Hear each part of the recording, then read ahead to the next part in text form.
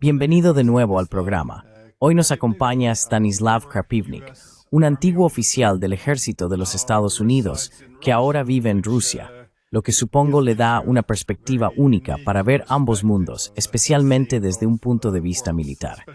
Así que, bienvenido al programa.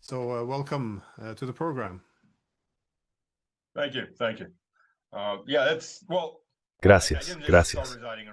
Sí, bueno, no es que simplemente empezara a residir en Rusia. Volví a casa. Mis padres me llevaron a Estados Unidos en 1979. Mi padre era un disidente y luego regresé con mi familia. Mi esposa es de la República de Georgia. Antes era, bueno, supongo que sí. Antes era la República Soviética de Georgia. Volvimos en 2010. Abrí una oficina de nueva creación en los Urales, en Ekaterimburgo, para Cameron International. In the Urals in Ekaterinburg for Cameron International.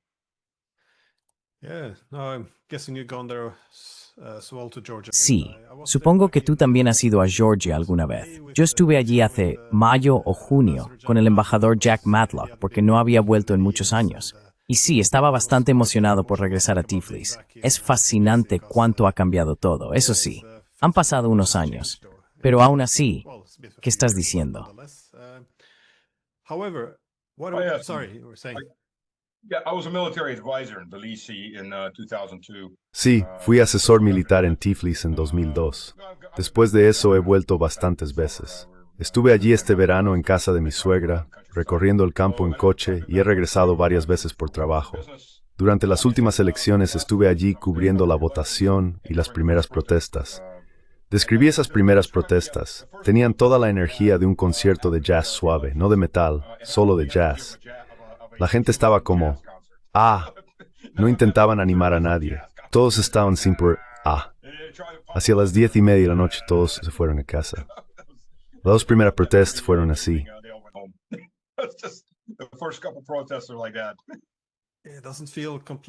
No parece completamente orgánico frente al Parlamento allí. También pasamos por delante en Tiflis. Son banderas de la UAME y carteles en inglés que probablemente la mayoría de ellos no puedan leer. Así que no tiene, supongo, esa sensación de ser algo orgánico.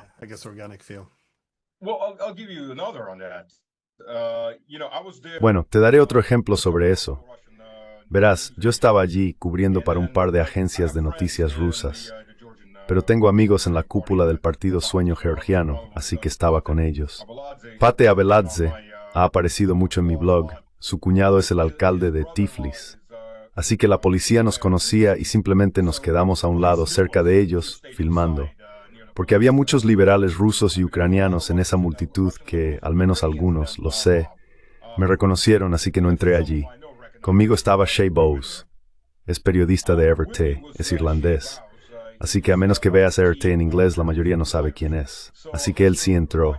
Y ya sabes, yo llamo a esto internacional liberal. Tienes el Islam o el Jihad internacional y ahora tienes el internacional liberal.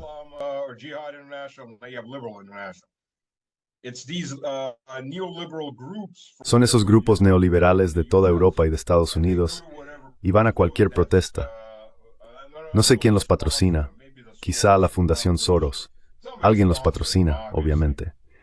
Así que Shea se acercó y había 3 italianos y un francés sosteniendo un cartel en inglés. Ni siquiera sabían que estaba en inglés. No se habían molestado en leer su propio cartel. Empieza a hablar con ellos y dicen, un periodista irlandés, porque esperaban a alguien de la prensa de la U. Él sigue hablando con ellos y empiezan a soltar información sobre esa organización. Les dice, así que sois georgiano-italianos. No, somos italianos. ¿Pero qué hacéis aquí? Esa gente tenía como mínimo mediana edad.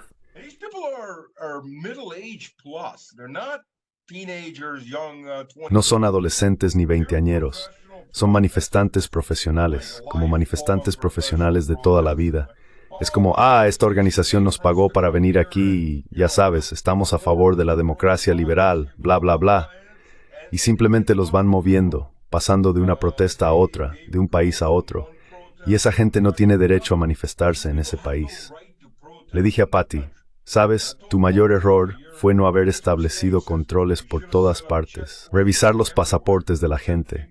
Si no son georgianos, no tienen derecho a protestar. son invitados del país. Los georgianos son ciudadanos, ellos sí tienen derecho a protestar. Todos los demás, adiós. Pero sí, diría que probablemente alrededor del 20 o 30% de la multitud no era georgiana, quizá incluso más.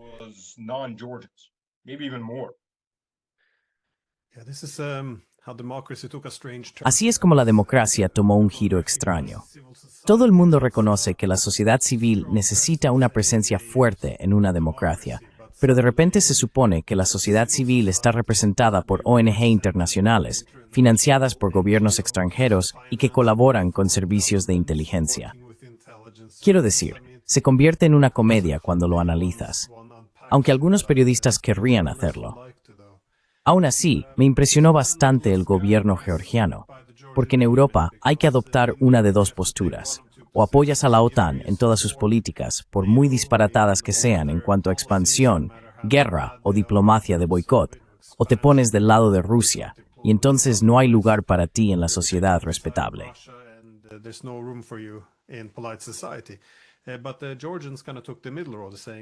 Pero los georgianos optaron por un camino intermedio, diciendo, bueno, nos gustaría unirnos a la UE, pero no vamos a convertirnos en una línea del frente contra los rusos. Y en Europa no saben qué hacer con esto, porque los georgianos dicen que esto responde a nuestro interés nacional. Si nos volvemos antirrusos, nos van a aplastar, así que preferimos no hacerlo. Y la única respuesta que parece que recibimos es, bueno, sois putinistas y tenemos que derrocaros ahora. Es realmente extraordinario.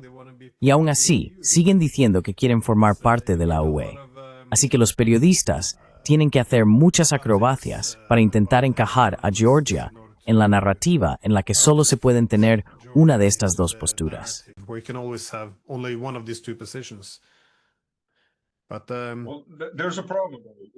Hay un problema.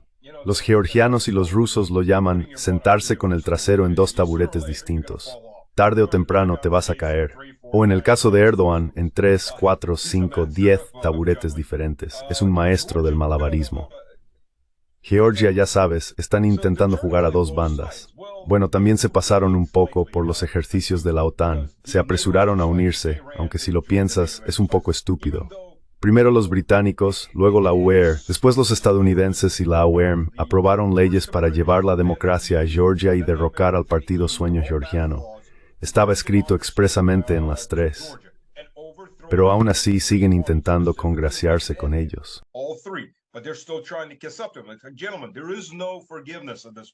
Señores, a estas alturas no hay perdón. Os destruirán personalmente.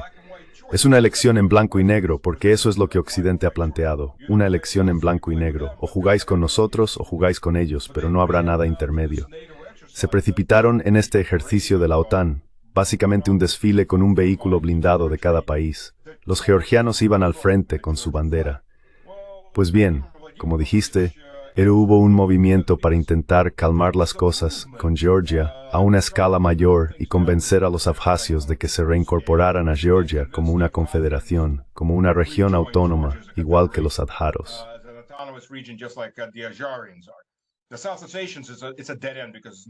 Los osetios del sur es un callejón sin salida, porque Osetia del Norte está al otro lado de la frontera, y los osetios del sur no se reincorporarán a Georgia bajo ninguna circunstancia.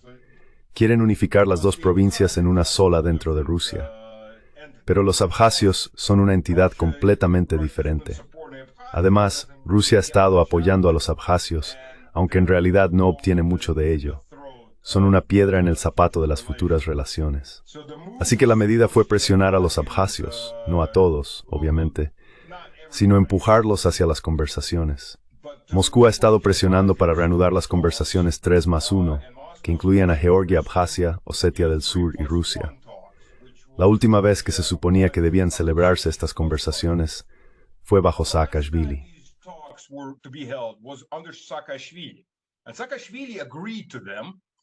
Y Saakashvili estuvo de acuerdo con ellos.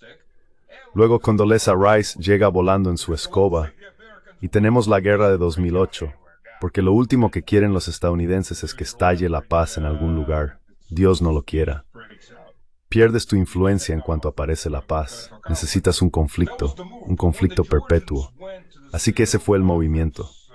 Pero cuando los georgianos fueron a esa conferencia y ejercicio de la OTAN, Putin firmó un documento que daba la orden de determinar oficialmente las fronteras suroeste de Rusia, entre Rusia, Georgia, Abjasia y Osetia del Sur, algo que no se había hecho antes. Ese fue el movimiento que significó que en efecto estaban reconociendo oficialmente a Abjasia y Osetia del Sur. Así que fue un gran paso en la dirección equivocada para Georgia. Y como dije, estás intentando jugar a dos bandas. Pero el punto es que si te alejas de Moscú,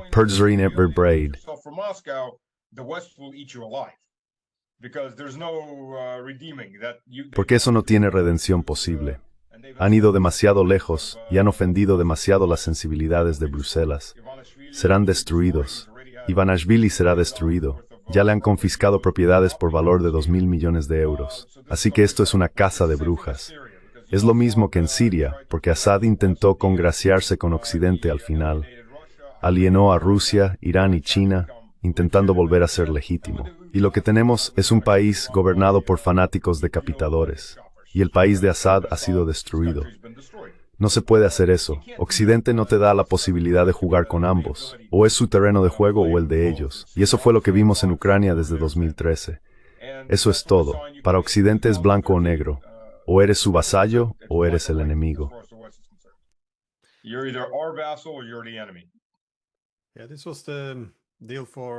Sí, ese era el acuerdo para Yanukovych, porque él también estaba tendiendo la mano a Europa. Pensaba que podía diversificar los lazos, porque si pones todos los huevos en la cesta rusa, podrías volverte demasiado dependiente. Así que pensó que si actuaba como un puente y trataba con ambos lados, eso sería lo ideal. No solo para la prosperidad, sino también para la autonomía política. Y luego, en 2013, cuando propuso la alternativa, Gran Twitward entre la UE, Ucrania y Rusia. La ley de Ucrania fue un puente, no línea de frente.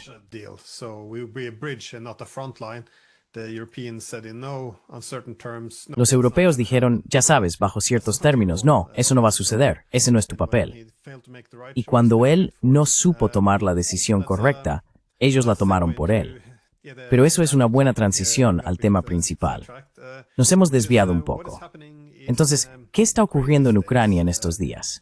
Porque esta guerra de desgaste lleva ya 3 años y medio y estamos empezando a ver cómo la pérdida de hombres y equipos se traduce en la pérdida de control sobre el territorio. Así que, ¿qué ves en las líneas del frente en lugares como Pokrovsk, Kupiansk o Siversk?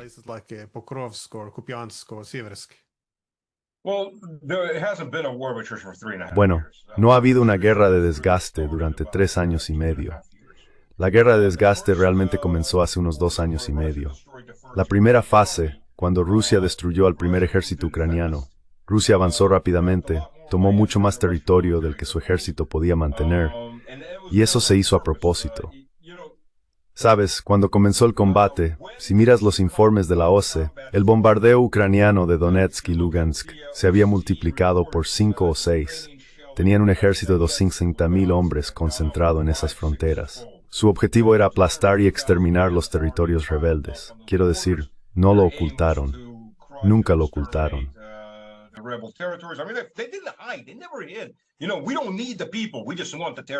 Sabes, no necesitamos a la gente. Solo queremos el territorio. Lo dijeron abiertamente, todos los principales políticos lo decían. Bueno, Poroshenko dijo, nuestros hijos irán a la escuela, sus hijos se esconderán en los sótanos. Fue un discurso que dio al país. Así que todo está registrado. Quiero decir, esto no es una teoría conspirativa ni propaganda de Moscú. Está registrado, está confirmado. Y hasta febrero de 2022, todo el mundo hablaba de los nazis que controlaban el ejército ucraniano. Montones de artículos sobre eso. Todo fue blanqueado, por supuesto. Blanqueado al instante. Todo desapareció, afortunadamente, de Internet.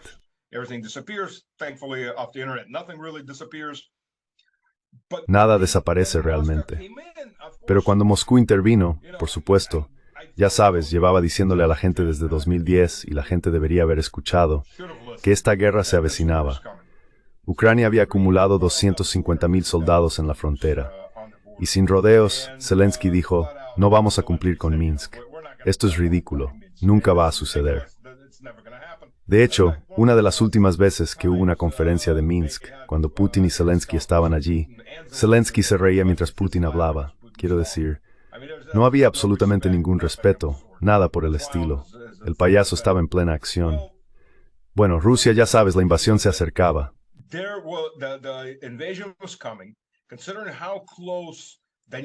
Teniendo en cuenta lo cerca que estaba Donetsk de las líneas del frente, bueno, según qué parte de Donetsk se considerara el frente, el cálculo era que, si comenzaban un asalto de artillería completo antes de la invasión, habría enormes bajas civiles.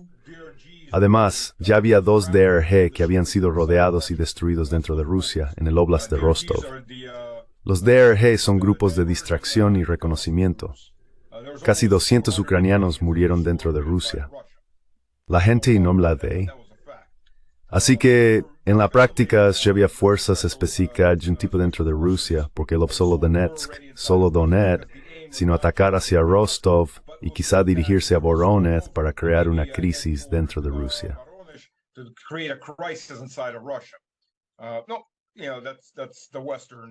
No, ese fue el deseo de Occidente, el deseo de la OTAN, de crear esta crisis. Así que Rusia atacó primero.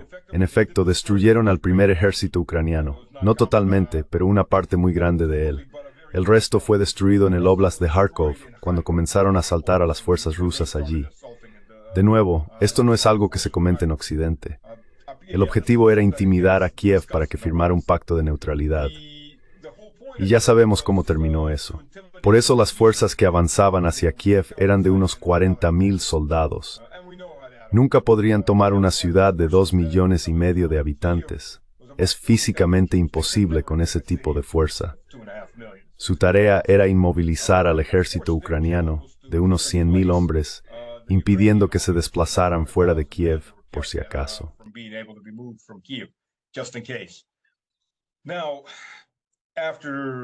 Ahora, después del gesto de buena voluntad de retirarse del Oblast de Kiev y del Oblast de Sumy, y luego de que apareciera el montaje de Bucha, terminamos con la ofensiva de Kiev hacia Kharkiv. Verás, lo que estaban haciendo, los ucranianos mantenían, como nota al margen, es algo medio secreto, bueno, no realmente un secreto, más bien un secreto a voces. Durante los 3 primeros meses, al ejército ruso no se le permitía abrir fuego contra los ucranianos, hasta que los ucranianos abrieran fuego contra ellos. He hablado con bastantes tipos que decían, ya sabes, estamos ahí sentados mirando, se están preparando para un asalto y no podemos hacer nada, porque las reglas de enfrentamiento eran así, ya que estábamos intentando llevar a cabo una negociación de paz.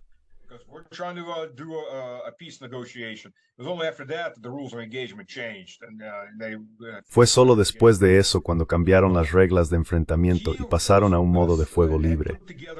Kiev había formado un puño de hierro dentro de Kharkiv. Estaban ocultando tropas en aparcamientos, bajo edificios residenciales, en centros comerciales, lugares así, sabiendo que Rusia no iba a atacar esas zonas. La zona bajo control ruso era muy porosa. Tenía puntos fuertes, pero algunos de ellos estaban separados por 3 a 5 kilómetros. Y el ejército de ruso en ese momento era muy quieto de solicitar fuego de por. Por ejemplo, el aeropuerto de Julea podía ser hasta 2 horas. It could take up to 2 hours to 2 hours. Every general, every colonel wanted to sign off. Sabes, cada general, cada coronel quería probarlo y así sucesivamente. Es extremadamente ineficiente. Una cosa es si estás atacando y el enemigo está en una posición fija. Te detienes y esperas. Es malo, pero esperas. Aún así, se puede hacer. El otro problema es cuando intentas golpear a un enemigo, especialmente uno que es móvil, que se mueve en columnas ligeras.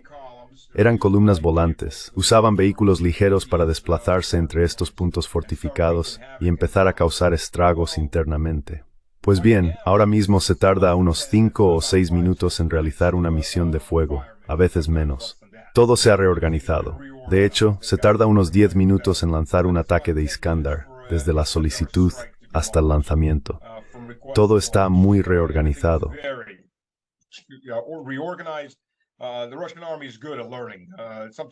El ejército ruso es bueno aprendiendo. A veces uno acaba aprendiendo a base de su propia sangre y errores. Pero las lecciones se aprenden, y todo se reorganizó en 2023. El problema de esas columnas ligeras era que no podían tomar ninguna de las zonas edificadas. Simplemente no tenían suficiente poder de fuego. Finalmente, ese puño de hierro que Kiev estaba formando en Kharkov salió de Kharkov y pasó al ataque. Pero en el momento en que pasó al ataque, quedó bajo el paraguas aéreo ruso y el paraguas de artillería ruso, y empezó a sufrir bajas. Cuando expulsaron al ejército ruso, hubo una lucha bastante dura por Krasnoye Liman y las zonas circundantes, y finalmente los empujaron más atrás, hasta justo dentro de Lugansk. Habían perdido ese puño.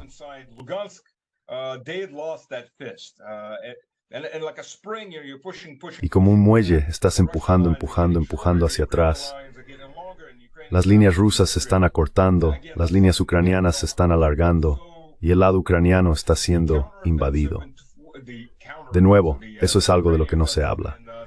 Así que la contraofensiva, la ofensiva ucraniana en Zaporozhye en el 23, fue el segundo ejército ucraniano. Era un ejército que ya estaba siendo entrenado en países occidentales y fue planificado por generales estadounidenses, lo cual dice algo sobre los generales estadounidenses modernos. No se les selecciona por su calidad o capacidad, sino por su habilidad para adular a quien los asciende, porque a estas alturas todos son animales políticos.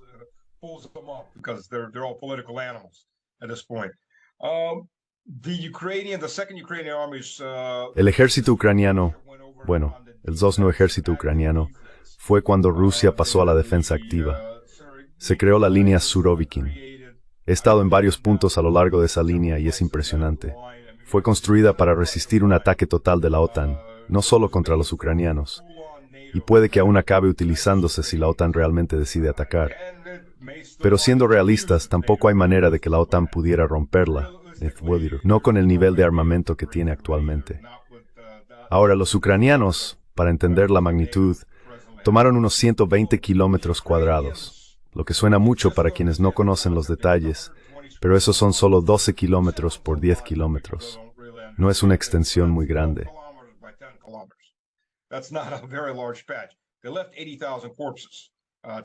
Dejaron allí 80,000 cadáveres. Tomar eso son cifras propias de la Primera Guerra Mundial. Ya sabes, conquistaron un pequeño trozo de tierra, realmente insignificante desde el punto de vista estratégico, solo una pequeña saliente. Perdieron miles y miles de hombres por un solo pueblo, que básicamente consiste en 3 calles paralelas. No queda nada de ese pueblo y está en terreno bajo, con terreno elevado al lado, desde donde los rusos les disparaban hacia abajo. Perdieron unos 80,000 hombres muertos, no hablo de heridos. De hecho, muchos de los heridos fueron abandonados en el campo para morir y pudrirse. Y cuando los soldados rusos salían para intentar recoger a los heridos y llevarlos de vuelta, los ucranianos los utilizaban como objetivos de artillería, como trampas de artillería.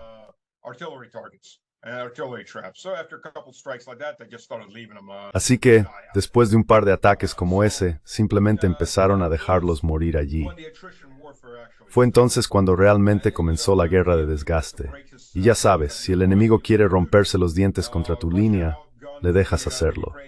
Rusia supera a los ucranianos en una proporción de 7-1 en artillería, tiene superioridad aérea básica y superioridad en cohetes. Lo único que Rusia no tenía ni de lejos en el 23 eran drones FPV.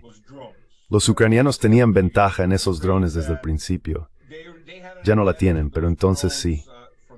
Y puede que no los usaran para lanzar granadas, pero sí se utilizaban para reconocimiento.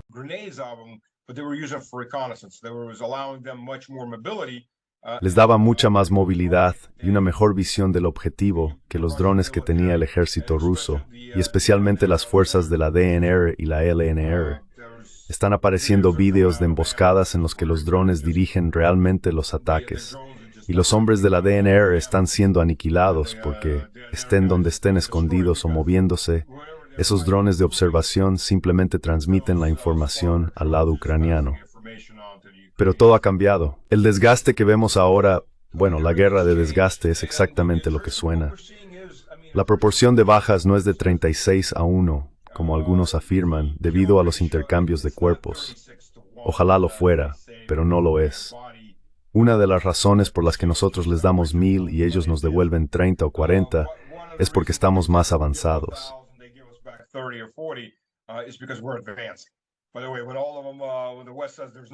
Por cierto, cuando Occidente dice que no hay avances, sí los hay. Por eso se ven tan pocos cuerpos rusos, porque Rusia puede recuperar a sus muertos mientras que los ucranianos no. La proporción real de bajas está en torno a 7 u 8 a 1 y no a favor de los ucranianos. Siguen perdiendo mucho más, y de hecho la diferencia está aumentando porque la calidad de sus soldados está disminuyendo. Las tropas que están desplegando ahora tienen una calidad que se está deteriorando muy rápidamente.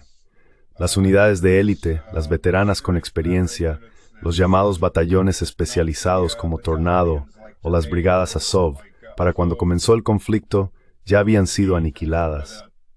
Muchas de estas unidades han reducido su eficacia de combate a un 20 o 30%, lo que significa que ya no son operativamente efectivas.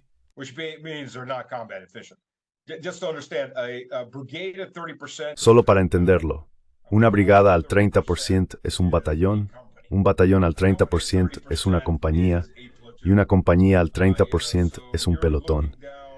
Así que estamos ante una situación en la que, si antes tenías 4.000 hombres en condiciones de combate, ahora te quedan quizá 1.000. Sí, en el mapa parece bien porque todavía aparecen los mismos pequeños símbolos de una brigada. Pero esto es lo mismo que le pasó a Hitler cuando formaba divisiones. Mira cuántas divisiones tenemos, y los generales decían, sí, pero en esta división solo hay 1 o 2 batallones. Eso es todo lo que queda. O quizá una brigada dentro de esa división. No son divisiones reales, solo lo parecen en el mapa porque tienen los iconos de divisiones.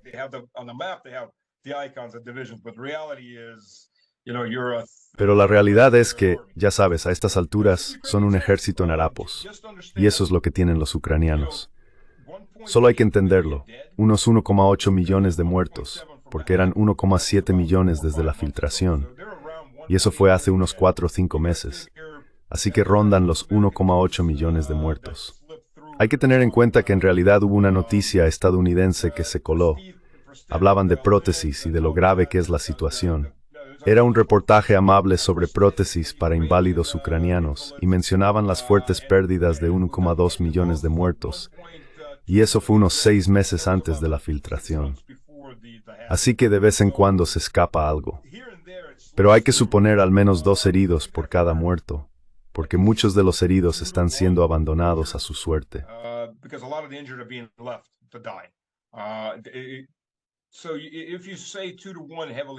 Así que si dices que hay una proporción de 2 a 1 de heridos graves, estás hablando de unos 3 millones de hombres fuera de combate solo por las heridas. Alrededor de 1,7 o 1,8 millones de muertos, de los cuales 400.000 están desaparecidos. Y la semana pasada, el fiscal general de Ucrania anunció que habían abierto 300.000 casos de deserción. Eso equivale básicamente a la suma de los ejércitos de Francia e Inglaterra que habrían desertado del ejército ucraniano. Simplemente se han evaporado. Y luego están los prisioneros de guerra. Es decir, estamos hablando de pérdidas enormes en el frente ucraniano. Y por eso ahora está empezando a colapsar realmente, porque ya no quedan hombres para mantener la línea del frente. Y mucho menos para llevar a cabo esos interminables contraataques que Zelensky ordena por su propio ego y su maquinaria de relaciones públicas.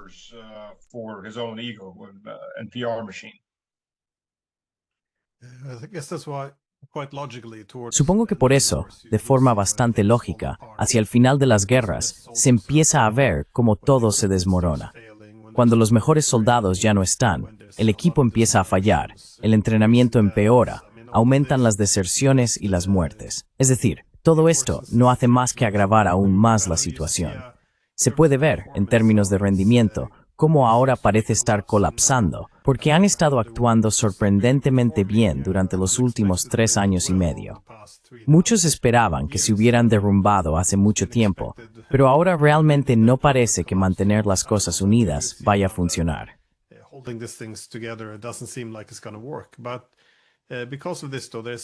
Por eso, sin embargo, existe, al menos para los europeos, la sensación de que los estadounidenses han empezado a desentenderse un poco, intentando traspasar el lío que se avecina a los europeos. Pero los europeos parecen dispuestos a asumir la responsabilidad con los brazos abiertos. También está esa suposición de que pueden cambiar el rumbo con el Tomahawk, o que si simplemente consiguen la Wunderwaffe adecuada, pueden ganar esto. ¿Cómo ves la posibilidad, tanto en términos de capacidades como de intenciones, especialmente en el caso de los europeos, pero también con Trump como una especie de incógnita, quizá realizando algún tipo de intervención desesperada, indirecta o directa, para salvar la situación?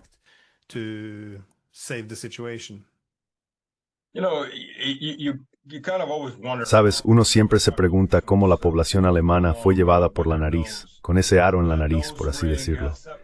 A finales de 1944 y principios de 1945 estaba la Wunderwaffe. Esta Wunderwaffe ganará definitivamente la guerra. Bueno, la siguiente la ganará con seguridad.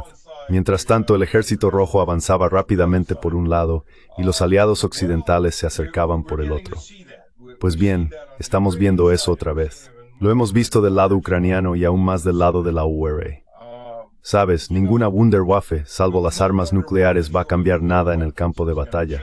Y si se llega a eso, no quedará Europa alguna. Es así de simple. La cuestión es que no hacen falta muchos ataques en Europa para volverla inhabitable, porque Europa es muy compacta.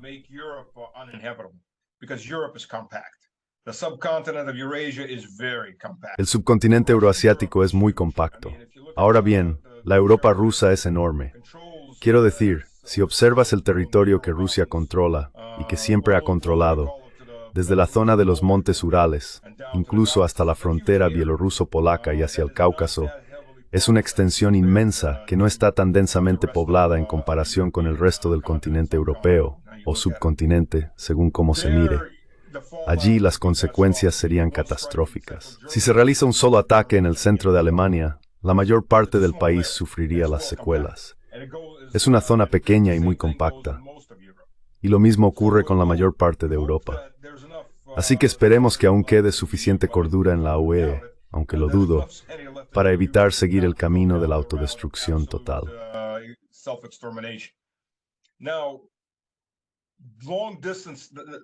Ahora, a larga distancia, la cuestión es, ya sabes, Glenn, la diferencia está en el concepto. Voy a hacer un pequeño desvío solo para explicarlo. La mayor maldición de Rusia, podrías decir, con respecto a Occidente, es dónde, por qué. Verás, cuando los estadounidenses o los europeos llegan a China, o a África, o a la India, o a Sudamérica, lo que ven son personas que no se parecen a ellos. Y si no se parecen a mí, quizá no piensen como yo, así que tal vez deba averiguar cómo piensan. Llegan a Rusia, ven rubios, personas de ojos azules, pelirrojos. Son como nosotros, pero no pensamos como ellos. Y eso se convierte en una molestia. Lo ha sido durante cientos, incluso miles de años. Somos cristianos, pero somos una forma diferente de cristianismo. No somos católicos.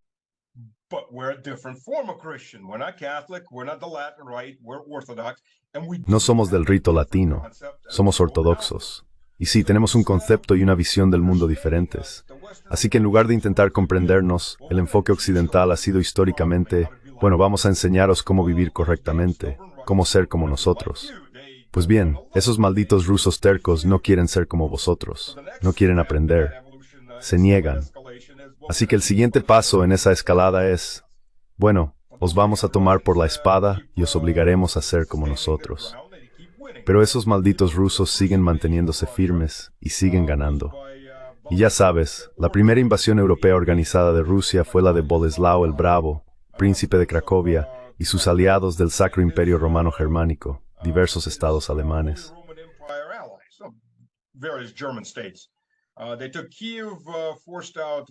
Tomaron Kiev y expulsaron a Vladimir Krasno-Solnce justo después de que hubiera cristianizado Rusia y formado un gobierno. No pudieron mantener esos territorios y finalmente tuvieron que retroceder. Eso fue en el año 1012 de Tosecio, y desde entonces no ha parado. Todo el mundo recuerda a Napoleón y a Hitler, pero hubo muchos otros que también llegaron. Y ese sentimiento, al menos entre las élites de Occidente, se ha convertido en algo casi como un odio hacia Rusia a nivel genético. No tiene un fin lógico, pero existe. Mira a los británicos. Si lo piensas, Rusia e Inglaterra deberían ser aliados naturales. Están en extremos opuestos de Europa. No tienen ningún interés en que Europa se unifique, porque cada vez que Europa se unifica, acaban mirando en una dirección u otra.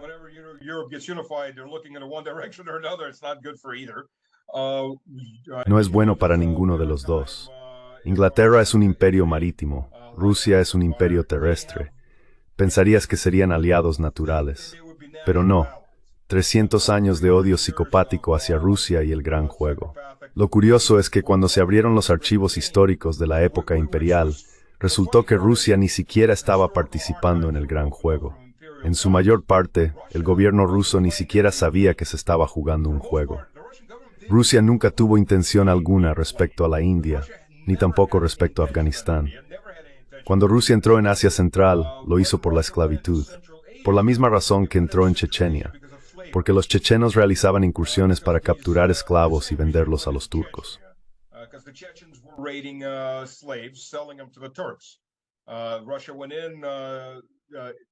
Rusia entró y realizó contraataques durante unos 100 y pico años.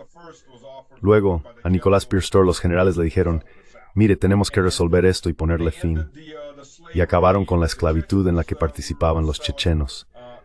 No solo atacaban a los rusos, también asaltaban a los georgianos y a otros territorios musulmanes, porque ese era su principal negocio. Después aparece el siguiente grupo, el siguiente janato que realizaba incursiones, y Rusia sigue avanzando cada vez más, hasta Jiva y más allá, para detener las incursiones esclavistas en territorios rusos. Pero los británicos lo interpretaron como el gran juego. Así surge ese odio psicopático que no tiene absolutamente ninguna justificación.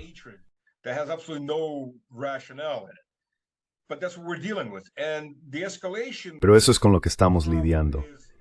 Y el problema de la escalada es este. Para los ortodoxos, la guerra siempre es un pecado. No existe una guerra justa. El concepto de guerra justa de San Agustín nunca fue aceptado por la Iglesia hasta que la Iglesia se dividió.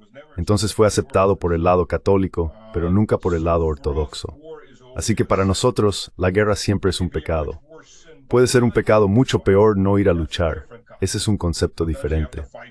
A veces hay que luchar porque está ocurriendo algo mucho más maligno. Pero la guerra siempre se considera algo malo, y por eso Rusia siempre ha estado del lado que intenta calmar a todos. Ya sabes, cuando Pedro el Grande se preparaba para tender su trampa en Poltava contra Carlos, el pronto no tan grande, le estaba escribiendo cartas.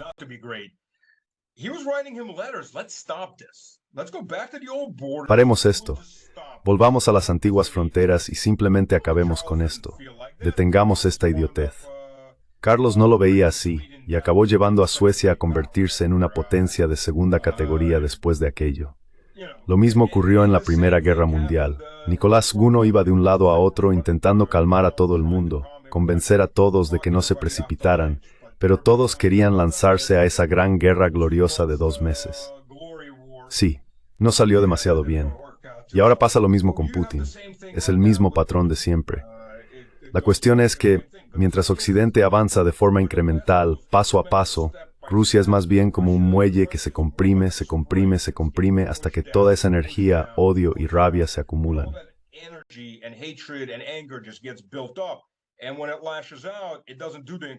Y cuando estalla, no lo hace de forma gradual, sino con una gran escalada. Créeme, a estas alturas, a la mayoría de la población le encantaría ver Kiev reducida a cenizas, quizá incluso una guerra con la OTAN, por la rabia que provocan estos ataques. Están teniendo el efecto exactamente contrario al que Occidente cree que tendrán. Occidente piensa que va a desmoralizar a la población rusa. No funciona así con los rusos. Funciona en la dirección opuesta. Solo alimenta la ira. Más gente se está alistando para luchar. Incluso aquellos que podrían haberse puesto del lado de Occidente, las élites liberales, siguen ahí. Pero los que no huyeron ya no ven a Occidente como algo con lo que alinearse.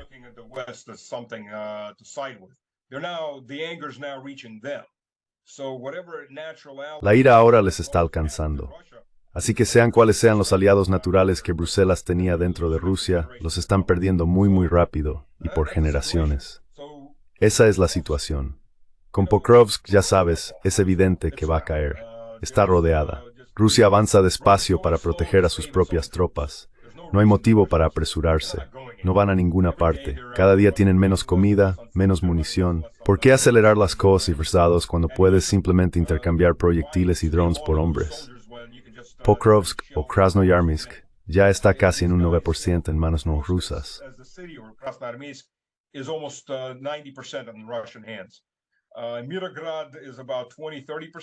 Mirograd está en torno al 20-30%, pero avanza muy lentamente, simplemente porque no tienen prisa. Están arrasando todo, en cualquier lugar donde los ucranianos puedan estar escondidos. Hay un corredor abierto de aproximadamente 1,5 kilómetros a 1,8 kilómetros de ancho. La razón por la que siempre se deja un corredor abierto en un cerco es la moral. Mientras haya alguna vía de escape, el enemigo siempre está al borde de huir. Una vez que los cortas por completo, solo les quedan dos opciones: luchar hasta el final o rendirse. Y el problema es que los ucranianos son rusos. Y como rusos, nadie en Rusia pensó que esta iba a ser una guerra fácil, porque estamos luchando contra nosotros mismos.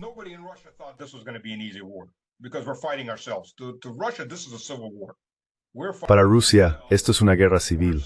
Estamos luchando contra nosotros mismos, y somos tercos como demonios. No nos gusta rendirnos, no nos gusta retroceder. Lucharemos hasta el final solo por orgullo. Y eso es lo que estamos haciendo, luchando contra nosotros mismos. La mayoría de los países europeos no serían capaces de soportar esto. Quiero decir, sencillamente, no podrían. No tienen la moral. Nunca la han tenido. Ya sabes, los alemanes, si lees los relatos alemanes de los primeros días de Barbarroja, hay una buena historia en la que una columna de alemanes fue atacada por una sola ametralladora Maxim. Finalmente, mataron a los 2 artilleros.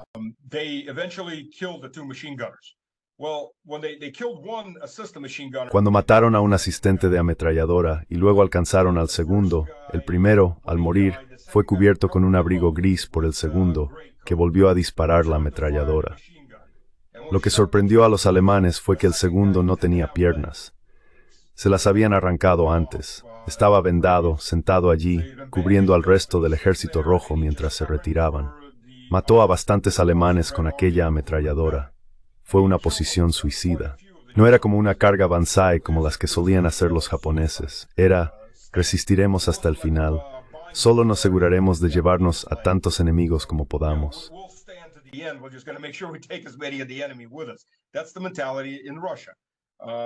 Esa es la mentalidad en Rusia, y eso es con lo que estamos luchando junto a los ucranianos.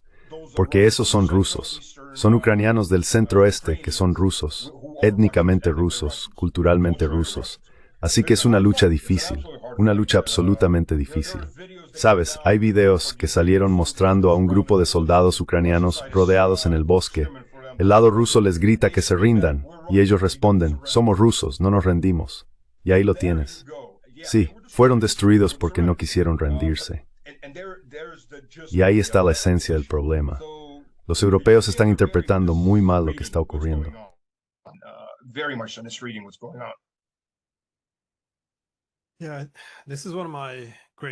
Sí, esta es una de mis grandes preocupaciones, lo que mencionaba sobre la escalada, porque creo que la OTAN y los rusos no se entienden entre sí a la hora de comunicar cómo se sube en la escala de la escalada. La OTAN es, por así decirlo, la reina del incrementalismo, de las tácticas del salami en pequeñas porciones. Lo vimos con la expansión de la OTAN. Si hay cierta oposición, lo llamamos la Asociación para la Paz. En lugar de hacer una expansión de la OTAN directamente, los preparamos poco a poco para la adhesión y luego damos el paso. Lo mismo con la defensa antimisiles. Ponemos solo 10 misiles interceptores y de repente unos años después son unos miles. Y con Rusia pasa igual. Comenzó en la guerra actual, la guerra por delegación con Ucrania. Empezó, ya sabes, quizá con algunos Abrams.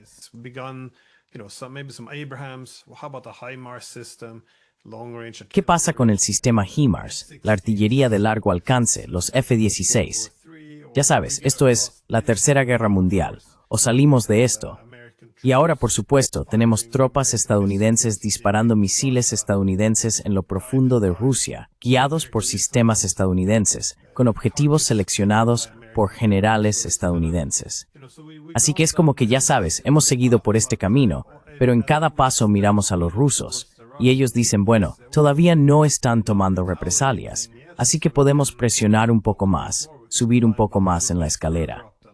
Supongo que mi gran preocupación es, como sugerías, que si los rusos no escalan de la misma manera que nosotros, es decir, usaste la palabra resorte, y me pareció interesante porque Putin usó la misma palabra ayer en un discurso de 2014.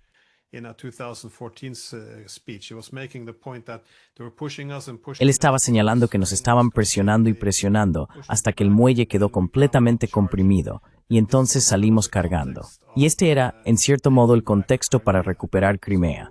Así que en Occidente, o en los países de la OTAN, miramos hacia Crimea y todos se sorprendieron porque parecía surgir de la nada. Fue una reacción tan exagerada. Pero de nuevo, es porque damos estos pequeños pasos, y si no pasa nada, entonces cualquier cosa repentina parece una sobrereacción. Pero, una vez más, supongo que esa es mi conclusión. La ilusión del control de la escalada. La idea de que podemos subir y bajar por esta escalera y de algún modo predecir las respuestas de los rusos.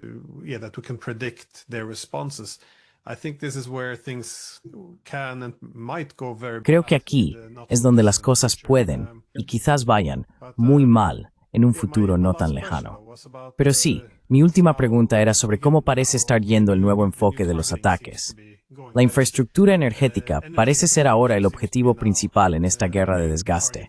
Ucrania y la OTAN parecen decididas a dejar fuera de juego la energía rusa, ya sea atacando refinerías, deteniendo barcos o sancionando a los socios rusos, de cualquier forma posible. Pero Rusia también está intensificando sus esfuerzos de manera considerable, intentando dejar a oscuras a Ucrania por diversos motivos, militares, comerciales. Entonces, ¿cómo ves que se desarrollará esta guerra por la energía?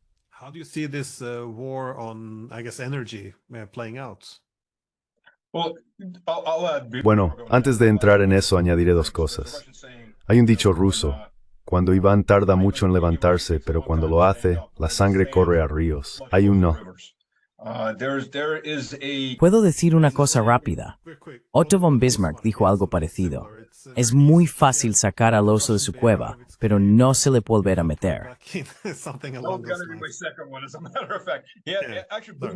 De hecho, Bismarck tenía otro dicho: el ruso tarda en montarse, pero galopa muy rápido. Y eso se relaciona con el concepto de que la guerra es un pecado. Nos obligasteis a luchar, así que ahora vamos a destruiros porque nos habéis forzado a cometer este pecado. Es un enfoque cultural. Si tenemos que hacerlo, lo haremos con la máxima dureza y derramamiento de sangre, para que nunca más queráis obligarnos a luchar. Esa es la mentalidad rusa al aplicarlo.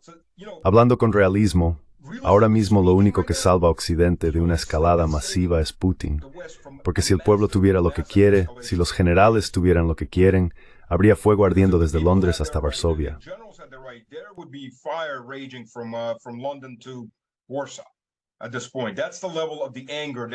A estas alturas, ese es el nivel de ira que ya se ha acumulado. Hay un límite a lo que Vladimir Vladimirovich puede hacer para evitar que esta olla se desborde. Es justo el efecto contrario. Ya sabes, Occidente sigue teniendo estas fantasías. Oh, quitaremos a Vladimir Vladimirovich, conseguiremos otro Yeltsin, y entonces seremos los reyes del mundo y nos aprovecharemos de Rusia durante otros 100 años. Bueno, siempre existe esa posibilidad, por supuesto, pero yo no apostaría por ello. Lo más probable es que lo que obtengáis sea alguien que queme gran parte de Europa como venganza. Así que, ya sabes, será uno de esos momentos en los que recordarás a Vladimir Vladimirovich con mucho cariño, porque aquellos eran los buenos tiempos. Y ahora llegan los malos.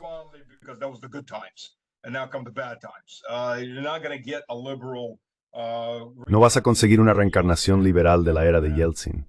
Eso nunca va a ocurrir, al menos no en las próximas 3 o 4 generaciones. Ya se han vacunado contra eso. Rusia acaba de volver a ponerse en pie, y la ira es muy fuerte ahora mismo.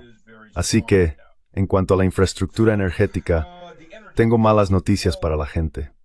Noticias horribles. No hay colas para el gas ni para la gasolina, como quieras llamarlo. No hay colas. Sabes, tengo un canal y les pregunté a mis suscriptores, tengo unas 11,000 personas en mi canal de Telegram, uno en ruso, y les pregunté, ¿quién ha visto colas? ¿Quién ha visto gasolineras sin combustible?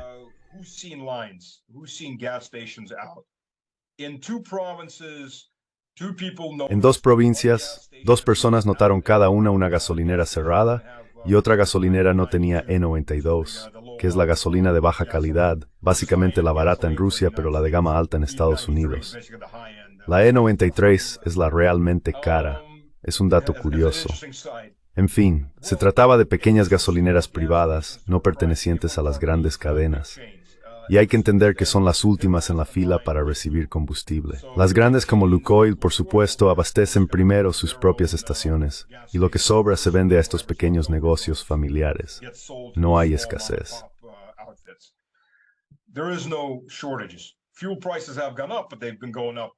Los precios del combustible han subido, pero de todos modos han estado subiendo de forma constante durante los últimos 6 o 7 años. Por desgracia, así son las cosas. La inflación está en todas partes del mundo, las monedas fiduciarias y todo eso. Pero no hay escasez masiva. Sabes, si alguna vez has estado cerca de una refinería, o en una refinería, yo pasé unos 15 años en servicios de petróleo y gas como director de cadena de suministro, así que estoy bastante familiarizado con la infraestructura y con cómo funciona todo esto. Pues bien, el proceso de craqueo, por cierto, el proceso de craqueo fue inventado por Zhukov, un ingeniero ruso de la Rusia imperial. El proceso de craqueo moderno, ya sabes, las refinerías modernas son enormes, de 10 a 15 kilómetros de longitud. 10, 15 kilometers in length.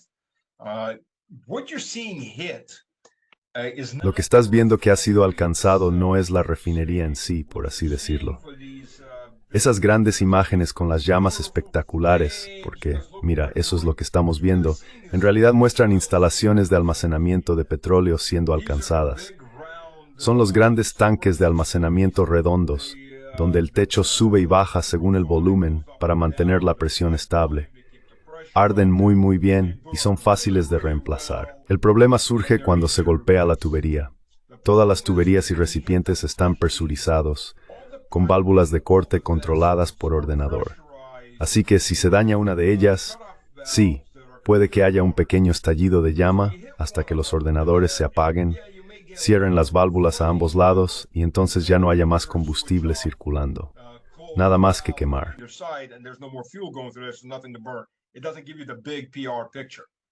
No te da la gran imagen de relaciones públicas, y esos son relativamente pequeños. Algunos de los recipientes pueden ser un poco difíciles de reemplazar porque son enormes. Yo estuve en un proyecto de construcción, un proyecto EPC, donde era director de la cadena de suministro para una empresa italiana. Estábamos ampliando la producción en la refinería de Moscú, y algunos de esos recipientes tenían 70 metros de largo, casi 80. Pero eso es una excepción. La mayoría son relativamente pequeños y pueden reemplazarse con bastante rapidez. No te dan la imagen de relaciones públicas. Así que la mayoría de los ataques se dirigen contra las grandes instalaciones de almacenamiento de petróleo. De nuevo, quedan bien para la imagen pública, pero en realidad no causan un gran daño. Y no se trata de una cantidad gigantesca de petróleo que se haya quemado.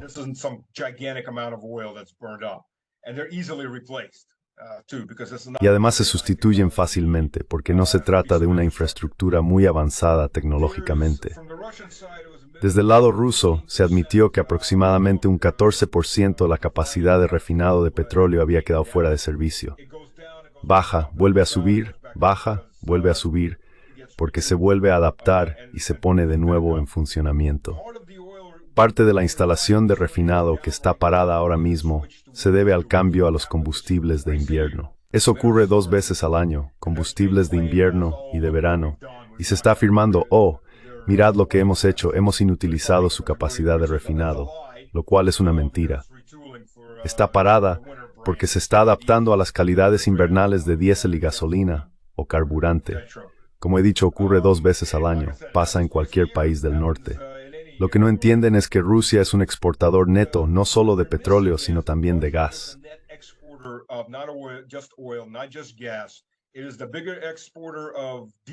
Es el mayor exportador de diésel.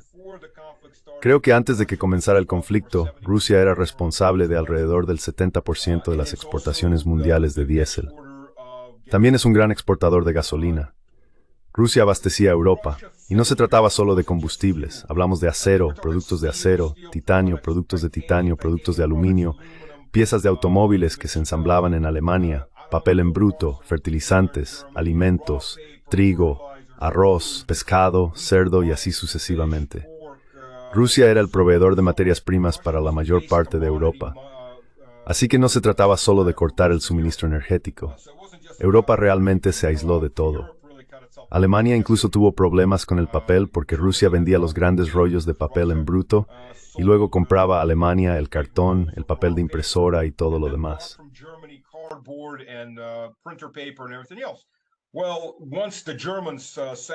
Bueno, una vez que los alemanes sancionaron eso, la industria rusa simplemente se dio la vuelta y empezó a producir para sí misma. Uno de mis amigos era director de informática en una empresa que antes solo producía papel en bruto para Alemania y luego compraba el cartón. Ahora están produciendo el 80% del cartón de Rusia. Ese es un mercado que los europeos nunca, jamás recuperarán. Se ha perdido. Ese mercado está cerrado. Así que, cuando se golpean ese tipo de infraestructuras, se están afectando productos básicos fungibles. En agosto, Putin ordenó una congelación de todas las exportaciones de combustible fuera de Rusia, gasolina y diésel, lo que reduce los volúmenes mundiales de materias primas. Bueno, ¿quién es el mayor importador de combustible del mundo? Hablo de gasolina y diésel. Europa lo es, y es un golpe para sí misma.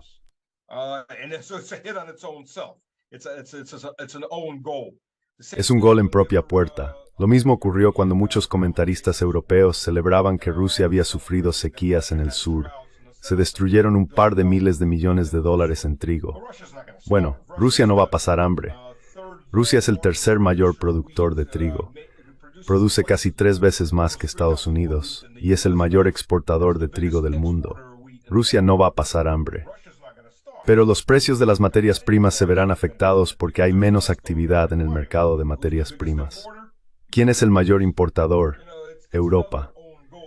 Ya ves, otro gol en propia puerta. Así que por parte de Rusia no ha habido grandes problemas y ahora se están tomando diversas medidas para proteger esas instalaciones.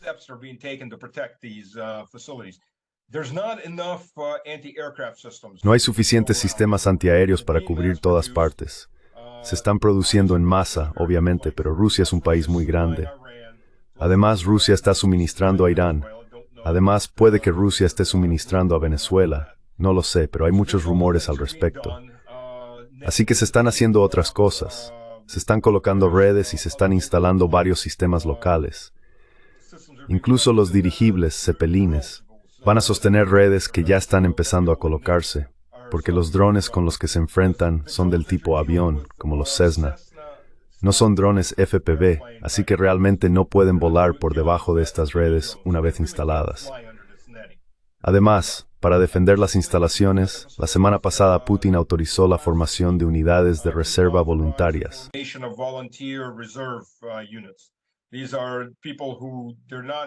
Estas son personas que no pueden ir al frente por una razón u otra, pero pueden ofrecerse como voluntarias y trabajar en la defensa del territorio durante aproximadamente un mes al año, en grupos rotativos. Así, defenderán o patrullarán los perímetros de infraestructuras clave en caso de que haya grupos de distracción. Por tanto, se están tomando medidas.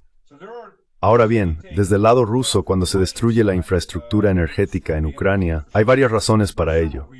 Una, obviamente, es obstaculizar la logística. 2, se dificulta, ya no queda una gran industria manufacturera en Ucrania, el funcionamiento de los talleres de reparación. 3, y la razón principal es eliminar a la población. Se está eliminando a la población civil.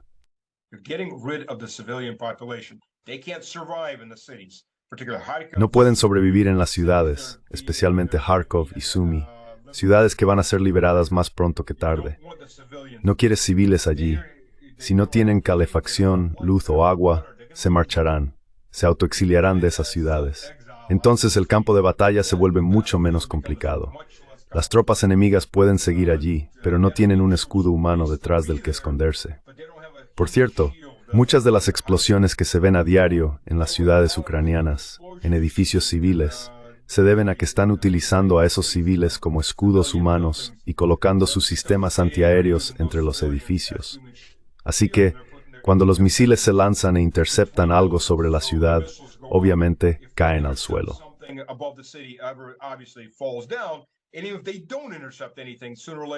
Y si no interceptan nada, tarde o temprano se quedan sin combustible y caen. Y cuando están sobre una gran ciudad, obviamente van a aterrizar sobre algo.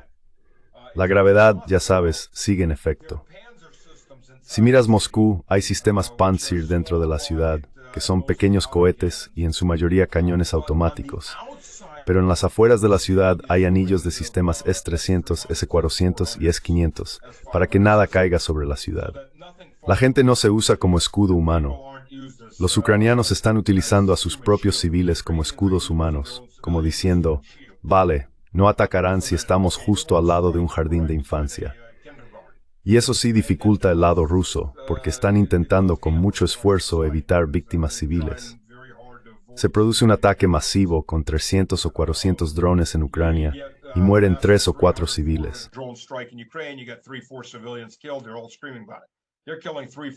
Todos están gritando por ello. Están matando a 3, 4, 5 civiles del lado ruso cada día. Vas a las afueras de Moscú, aquí y allá verás edificios destruidos, zonas calcinadas donde han impactado drones ucranianos, y todos son edificios residenciales. No pueden alcanzar objetivos gubernamentales ni infraestructuras clave, así que simplemente atacan zonas residenciales para matar civiles. Sabes, he estado en Gorlovka. He recorrido esas zonas de arriba abajo. Estaba grabando un reportaje para RT en Gorlovka. La parte oriental de Gorlovka es más o menos, bueno, un poco peligrosa, a veces hay drones, pero se puede pasar. La parte occidental de Gorlovka es la línea del frente.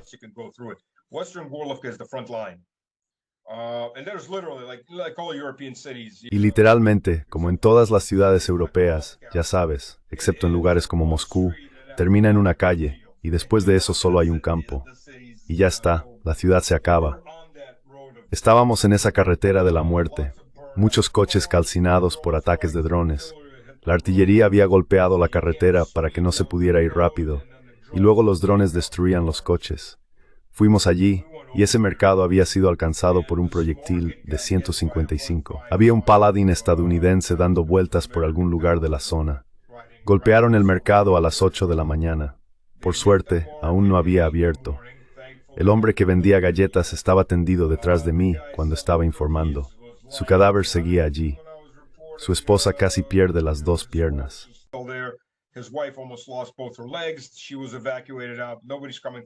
Ella fue evacuada. Nadie viene a recoger el cuerpo porque todavía hay un duelo de artillería y drones sobrevolando la zona. Fuimos unos estúpidos. Curiosamente, salimos allí y yo estaba haciendo un reportaje con mi propia cámara. Aparcamos los coches dentro de algunos patios. Había edificios de 10 o 12 plantas, y al caminar y mirar alrededor, había apartamentos calcinados aquí y allá. Esos son drones, los drones FPV que lanzan los ucranianos. Vuelan hacia las ventanas de la gente para matar a civiles. Quiero decir, saben lo que están atacando. Los observan mientras vuelan eligiendo cualquier objetivo que puedan al azar.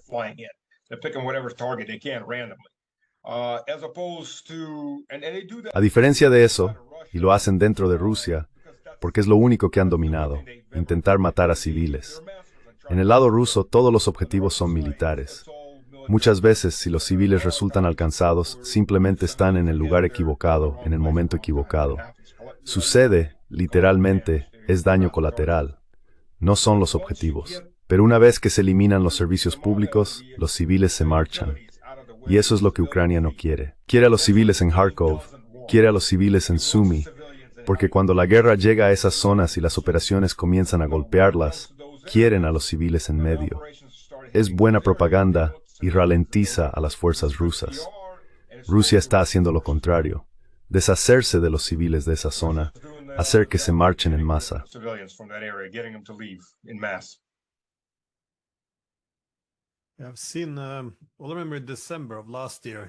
Recuerdo que en diciembre del año pasado hubo muchos informes en los medios ucranianos. Fue un gran tema entre los políticos, pero también apareció en el Kyiv Post y otros. diciendo que entre 100 y 200,000 personas habían regresado a las regiones bajo control ruso. Por supuesto, en su mayoría se presentó como una decisión económica. Pero, bueno, seamos sinceros, si odiaran a Rusia con todo su corazón, no se habrían mudado a territorios controlados por Rusia. Así que creo que la historia aquí es un poco más complicada de lo que nos muestran en nuestros medios.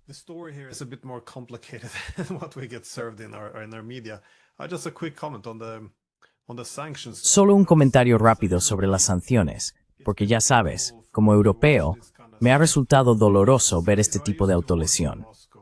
Solía trabajar en Moscú como profesor en 2018, 2019 y 2020, y el departamento para el que trabajaba investigaba casi exclusivamente el giro de Rusia hacia Oriente, es decir, la diversificación de su conectividad económica alejándose de Occidente y orientándose hacia Oriente, esencialmente blindándose contra las sanciones desde 2014.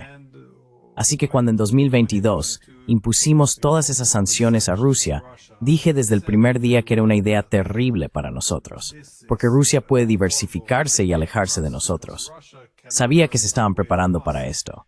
Pero mientras ellos pueden diversificarse y alejarse de nosotros, nosotros no podemos diversificarnos y alejarnos de los rusos. Así que es una propuesta perdedora. ¿Por qué cortar los lazos si eso nos va a perjudicar más a nosotros?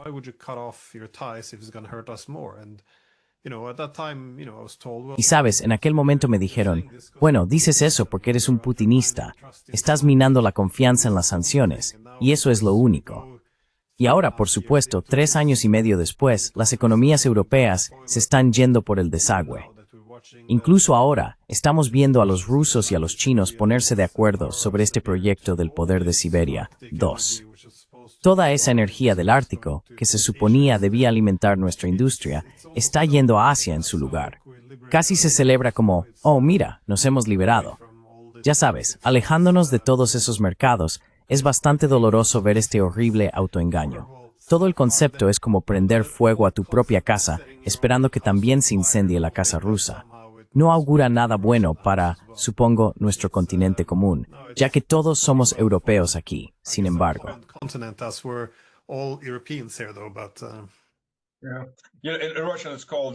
Pero, ya sabes, llaman cortarse la nariz para fastidiar a tu madre. Más o menos, ahí es donde estamos. Con el poder de Siberia 2, y este es un punto muy importante, el poder de Siberia 1 venía de los yacimientos de petróleo y gas del este de Siberia, todo dirigido a China. El poder de Siberia 2 procede de los yacimientos de gas del oeste de Siberia. Esos eran Nord Stream 1 y 2. Ahora China tardará entre 4 y 5 años en poner en marcha el gasoducto. Ya sabes, Mongolia va a prosperar porque va a obtener energía barata, además de las tarifas de transmisión. No hay forma de evitarlo. Es el fin para Europa. Podrías reactivar Nord Stream 2 ahora mismo, y en 4 años estaría vacío, porque los chinos han comprado todos esos yacimientos de petróleo y gas, todo el volumen. Habría que desarrollar nuevos yacimientos de gas para los europeos.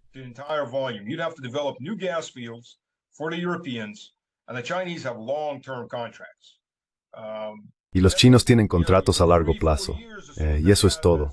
Ya sabes, en 3 o 4 años, en cuanto entre en funcionamiento el gasoducto Power of Siberia 2, se acabó.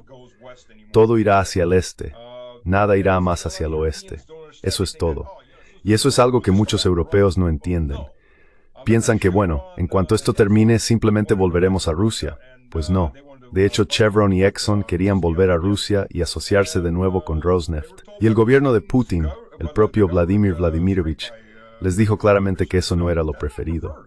Básicamente no los queremos de vuelta. No los necesitamos. Y en cuanto a la cantidad de petróleo en Rusia, yo estaba trabajando en un proyecto. Era director de cadena de suministro para Eurasia en Halliburton.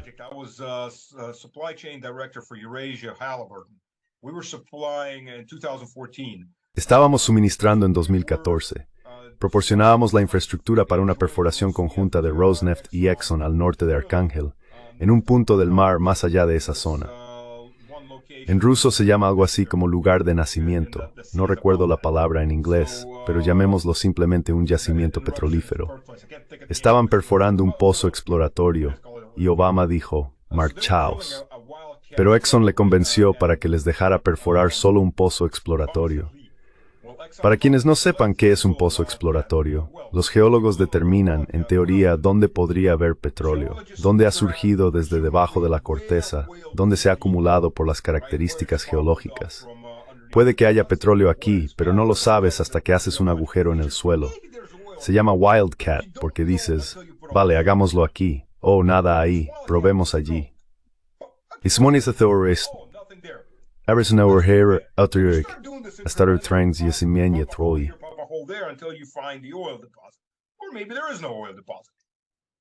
O quizá no haya ningún yacimiento de petróleo.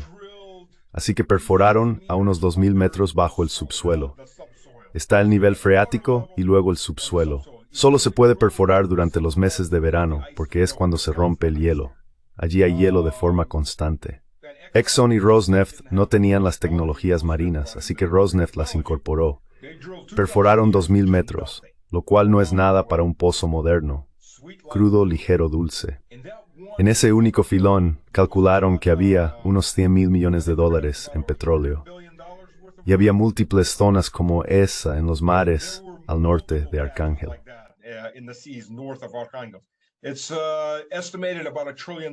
Se estima que hay alrededor de $1 billón en petróleo. Bueno, el 10% habría ido a Exxon, así que Estados Unidos básicamente se privó a sí mismo de $100,000 millones en un periodo de 10 años, solo por el desarrollo de esa zona. Ups, la fuerza del día, ya sabes. Se rompe el contrato y entonces Rosneft empieza a invertir en el desarrollo de su propia tecnología marina. Así que ya no se necesita a Exxon, que ellos eran el atajo, ya tenían la tecnología. Rusia tiene cantidades enormes de todo, y en realidad sigue estando en gran parte sin explotar. Y ahora mismo hay un oleoducto que va a China.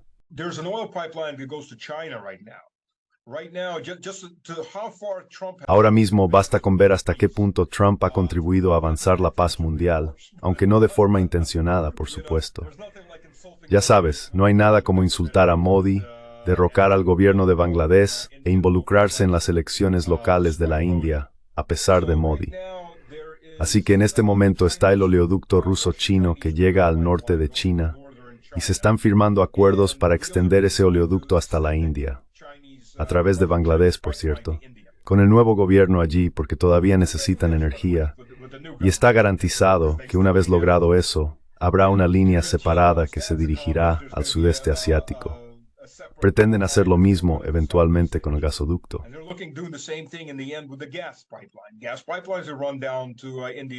También se están construyendo gasoductos hacia la India.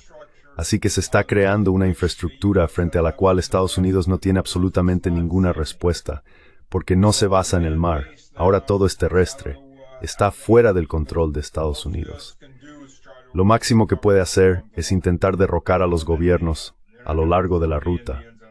No hay tantos. No van a derrocar a los indios, no van a derrocar a los chinos, y si intentan derrocar de nuevo a los bangladesíes, nadie les va a permitir salirse con la suya una vez que haya un gasoducto. Rusia ha firmado un contrato con Afganistán con los talibanes para transportar GNL actualmente en camión, por 2 rutas diferentes. Hoy es en camión, mañana será un gasoducto, así que Rusia se ha orientado completamente hacia el este.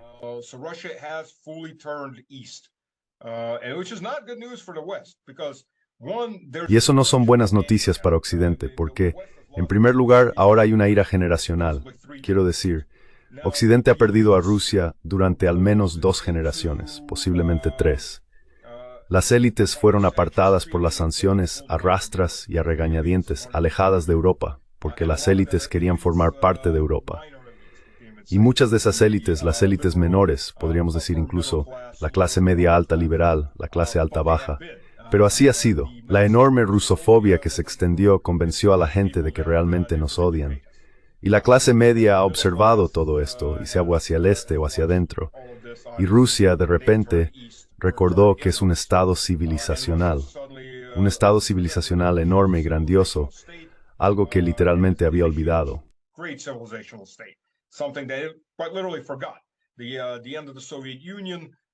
El fin de la Unión Soviética, el colapso, los años 90, los 2000, Hizo que la gente, ya sabes, empezara a...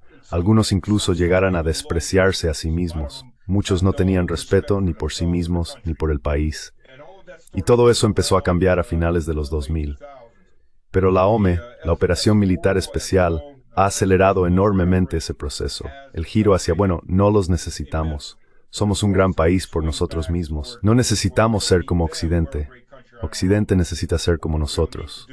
Es un péndulo en la historia rusa que va y viene, y ahora está oscilando con fuerza en sentido contrario. Y la OME ha sido un instrumento clave para lograrlo, para sacar a las élites de esa mentalidad. Y de repente la gente empieza a decir, bueno, no necesitamos sacar nuestro dinero de Rusia.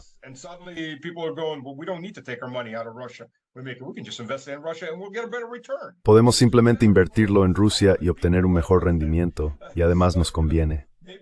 Y entonces la gente nos aprecia. Así que ya sabes, quizá debería dejar un legado para mi país en lugar de comprar ese yate en Francia y quedarme allí. Es un cambio de mentalidad. Y esa es una de las razones por las que esto está tardando tanto. Tiene muchos niveles. Está fuera del campo de batalla. Es una guerra económica de desgaste, una guerra cultural de desgaste y, literalmente, una guerra política de desgaste. Porque Rusia está observando a Occidente y pensando que cuanto más tardemos, más se hundirá Europa. Todos esos problemas en Europa, en los países europeos, no en todos obviamente, pero sí en la mayoría de los grandes, están saliendo a la superficie.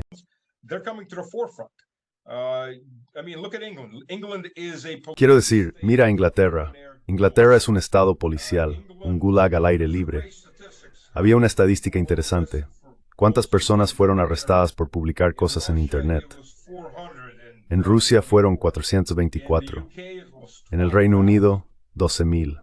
Y si se tiene en cuenta que el Reino Unido tiene aproximadamente un tercio de la población de Rusia, eso equivaldría a 36.000 si fuera proporcional per cápita. Se están viendo los mismos procesos en toda Europa. Europa es una supuesta democracia liberal que muestra los dientes. Es una infraestructura autocrática de Estado policial y se está quitando los guantes de terciopelo con su propia gente. Así que es cuestión de cuánto tiempo podrán mantener esto antes de que los europeos se derrumben sobre sí mismos.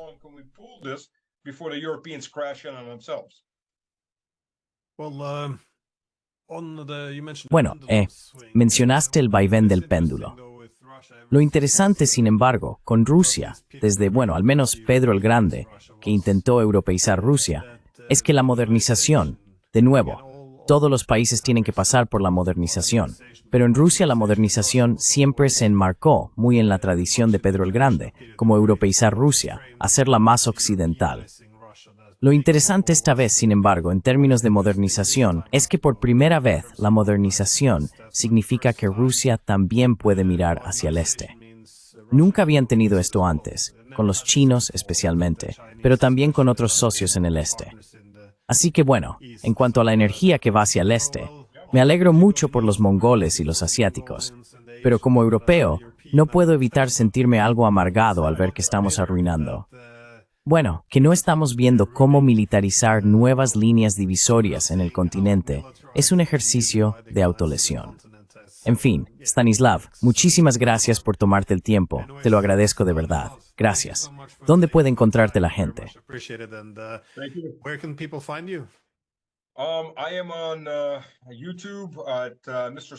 Estoy en YouTube como Mr. Slavic Man, Slavic con K, no con C. Estoy en X como Stas Krapivnik.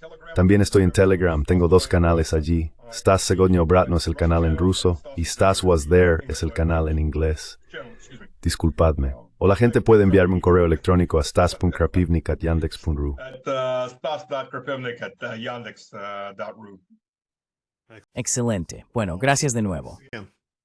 Gracias.